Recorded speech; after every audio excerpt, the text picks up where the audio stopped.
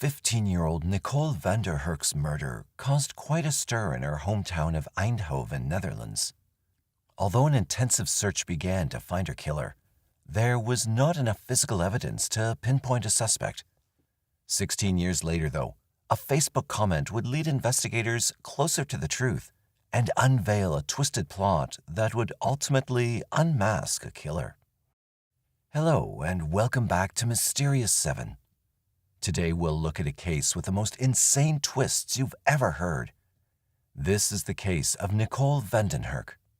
But before we get into it, please remember to subscribe and like our channel. Also, don't forget to click on the notification bell to get the latest content directly to your inbox. Now, let's dive into another mystery. Eindhoven is located toward the south of the Netherlands. It's a city bustling with innovation and is known to be a hub for technology and design. It's the birthplace of electronics giant Philips and is dubbed the City of Lights because of the annual Glow Eindhoven Festival, in which light artists showcase their light installations throughout the city. Eindhoven offers visitors an eclectic blend of modern monuments and ancient architecture that symbolize European living. It's in this city the twisting tale of our case begins. Born on July 4, 1980 in Erkelenz, Germany, Nicole was raised by her mother, Angelika Tegermeier. Nicole was allegedly the product of an extramarital affair. A year after her birth, a paternity test proved that a married man from the same village was her biological father. Nicole never shared a relationship with her father, though. A few months later, Angelika met musician Ad van der Hurk. 2 years after meeting, they married and moved to Eindhoven in the Netherlands. Together, Angelika and Ad raised Nicole and his son Andy from another marriage. It was a well-blended family, but the marriage would not last long. Nicole's mother, Angelika, suffered from severe mental health issues. She often isolated herself from her family and suffered from bouts of depression. Angelika and Ad divorced in 1989 when Nicole was 8 years old. Ad, however, filed for primary custody of Nicole, citing that Angelika would be unfit to raise their daughter. He was awarded full custody and raised both Andy and Nicole. However, being a musician meant Ad traveled frequently, and Nicole and Andy lived primarily with Ad's mother, their grandmother. Due to Angelika's mental health issues, she and Nicole did not share a mother-daughter relationship in the traditional sense. After a while, Nicole's dad met another woman, a fellow musician named Jolanda van der Weyden. She seemed to get along pretty well with the family, and soon Jolanda and Ad married. Both being musicians, Jolanda and Ad were often still on the road touring, leaving both Andy and Nicole to be raised by their grandmother in Eindhoven. Nicole was very close to her grandmother and did not mind this. Tragedy, though, followed Nicole. After Ad's remarriage, Angelika, who still loved him, fell into a depression despite the help she'd been receiving. In April 1995, Angelika committed suicide when Nicole was around 14 years old. Nicole was devastated by the news. She'd lost the chance to repair her relationship with her mother. However, her family and friends stepped in and did not allow Nicole to fall into a depressive spell that could see her spiraling dangerously out of control like her mother. Ad spent as much time comforting Nicole as he could. Her friends, too, stepped in and became the support group she needed. She eventually put her mind to focus and got herself a job at a nearby bakery in Woenstel. Keeping herself busy kept her mind away from intrusive thoughts. Her family and friends said she was overall a good person, trustworthy, and very responsible. It was these personality traits that raised the alarm. On October 6, 1995, Nicole left her grandmother's house at around 5 a.m. and cycled to work. This was her everyday route, and she never missed a shift without good reason. So when Nicole failed to show up for work, her manager and the bakery owner called the police to report her missing. Police then contacted her grandmother and father, but they too hadn't seen Nicole and said she had left for work as per the usual. Police launched an immediate search, canvassing the area and asking people if they'd seen Nicole or her bike in the immediate vicinity. Scouring the surrounding area, it wasn't until later that same evening that Nicole's bicycle was found along the bank of the Dommel River. Sadly, there was no trace of Nicole or her belongings. Looking into Nicole's background, investigators started to believe that Nicole, like other teenagers sometimes do, simply ran away from home. She did suffer a great loss and still had extended family in Germany. Her father, Ad, however, said that it was highly unlikely as she'd not shown any signs of rebelling or wanting to leave. The search continued, and on October 19, 1995, her backpack was found near the Eindhoven Canal. Investigators continued to receive numerous tips, totaling nearly 300 leads. Then, things changed on October 24, 1995, when a man called the police station claiming to know the identity of the person who killed Nicole. The call cut off abruptly before it could be traced and left investigators with more questions than answers. This flipped the course of the investigation on end. Police now continuously interviewed Nicole's friends and family, poring over all the evidence they had in order to catch a break in the case. Nicole's stepmother, Yolanda, allegedly contacted psychics as the frustration of Nicole's disappearance weighed on everyone involved. They were told to concentrate on 2 canals. Using search and rescue police dogs, investigators conducted a thorough walkthrough of the alleged areas Nicole may have possibly gone to, but there was just no trace of her. All this changed on November 22, 1995. A hiker who was passing by the woods between the towns of Mierlo and Lierop discovered human remains. He ran to the nearby town and informed local authorities of his discovery. The police arrived on the scene and already suspected who the remains belonged to. After forensic testing, the remains were identified as Nicole van den Hurk, ending the search in tragedy. An autopsy revealed that Nicole had suffered 2 fractures to the jaw and injuries to her head and fingers. She had also been raped and was stabbed by a small knife that broke her rib and ultimately caused her death due to internal bleeding. Her family was devastated even more so when they were told that there was no evidence to help identify her killer. Nicole's funeral was held on November 28, 1995, and was attended by over 1,000 mourners who wanted to pay their last respects to the beautiful blonde teen. This was only the beginning of a long journey to justice. Her boyfriend at the time was interviewed, but being a minor, his name and photo had not been released, and he was cleared after no evidence could be found linking him to her murder. Police also tried another angle by broadcasting the phone call made by the anonymous man on national television in January 1996, hoping someone would recognize the voice and come forward. Unfortunately, though, this tactic did not bear any fruit. The case was getting cold fast until police discovered yet another lead. A friend of the Van den Hurk family, Celine Hartogs, was arrested and detained in Miami in February 1996 for drug trafficking. During her questioning, she told police that the men she had been working for allegedly murdered Nicole. She further claimed that because of her knowledge of the crime, she was forced to be a drug mule in order to save her own life. Initially, Ad himself believed the girl and supported her claims, but over time, her stories became a bit more whimsical.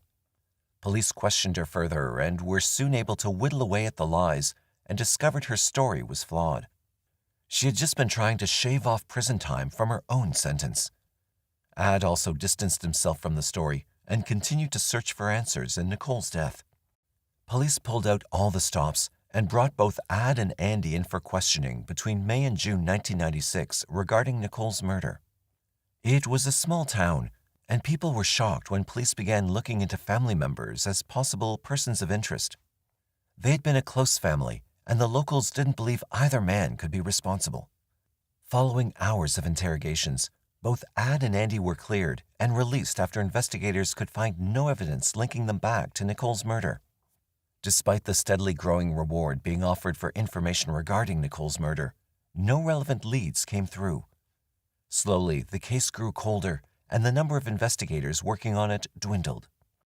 In 2004, another team of cold case detectives took a crack at the investigation, but once again, none of their leads panned out.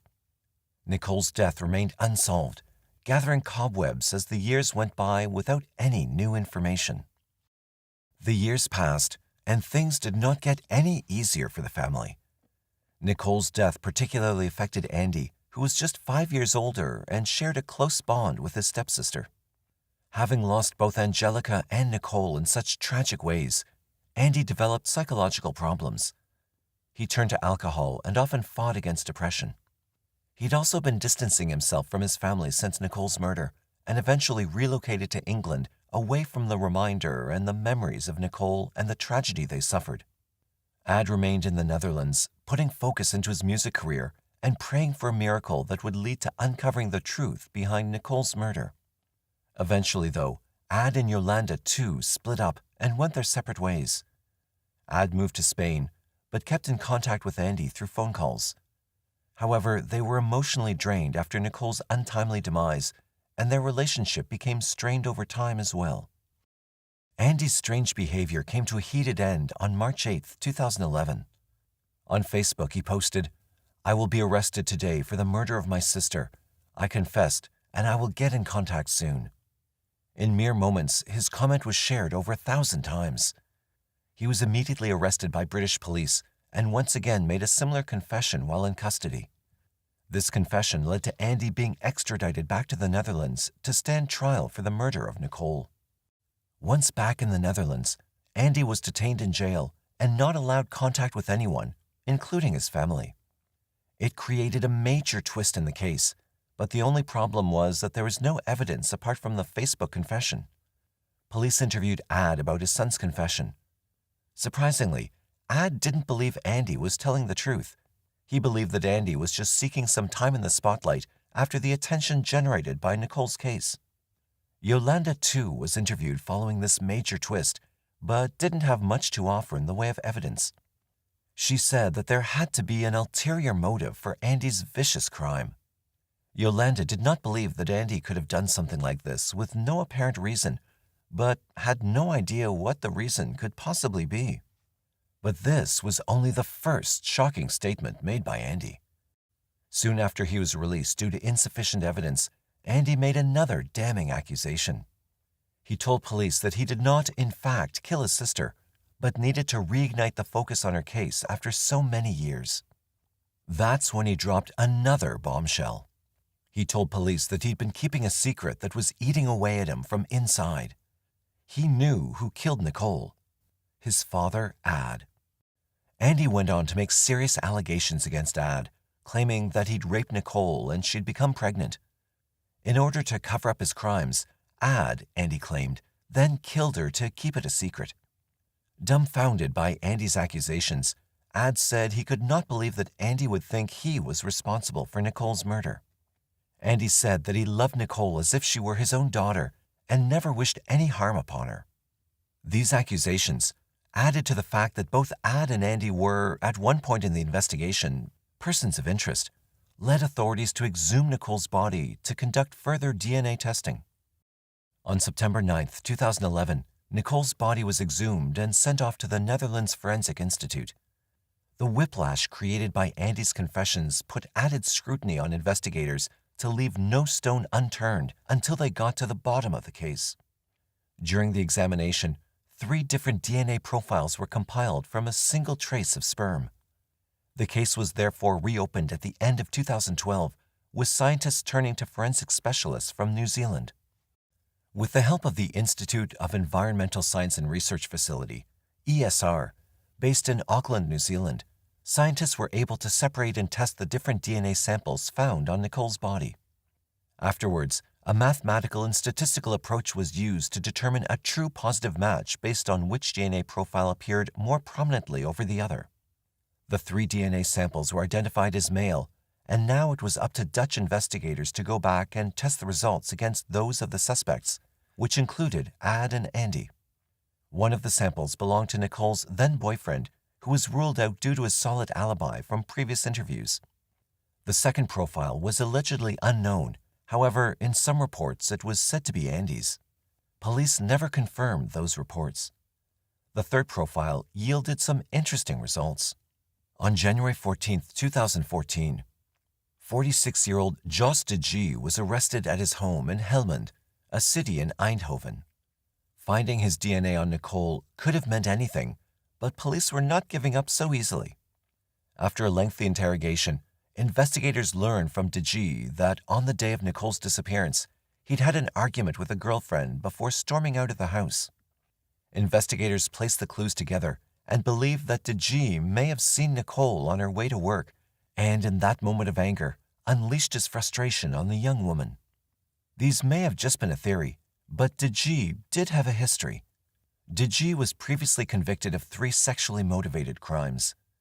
This first incident involved a 20-year-old woman who was violently raped after DeG grabbed her off her bicycle and took her to a remote area to carry out the crime. This scenario was similar to Nicole's in every way, apart from the stabbing. The second 2 incidents involved an ex-girlfriend whom he'd sexually abused in her own home. It was also noted that DeG suffered from mental health problems and had been institutionalized and received psychiatric treatment. The discovery of the new suspect meant that Andy had been playing a very dangerous game. After DeG's name was added to the investigation, Andy confessed that the entire Facebook post and accusations leveled against his father were a publicity stunt to reopen the investigation.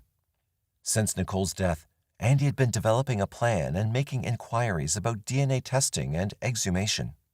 He had, over the years, approached police regarding what it would take to get the investigators to exhume and retest the DNA that he believed would be found on Nicole's body. For him, it was time to act as technological advancements had improved since her murder back in 1995. Destroying his own reputation was a risk he was willing to take if it meant justice for his sister, whom he loved so much.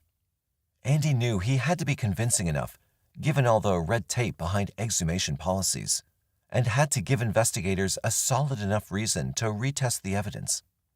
It was a gamble that paid off, and people started to call Andy a hero for taking such a risk. However, the shock of it all was not easily forgotten by his father Ad, and their relationship suffered some strain. But it had got the man they now believed killed their beloved Nicole to trial. The case first went to court in April 2014 and would begin another round of twists as it progressed.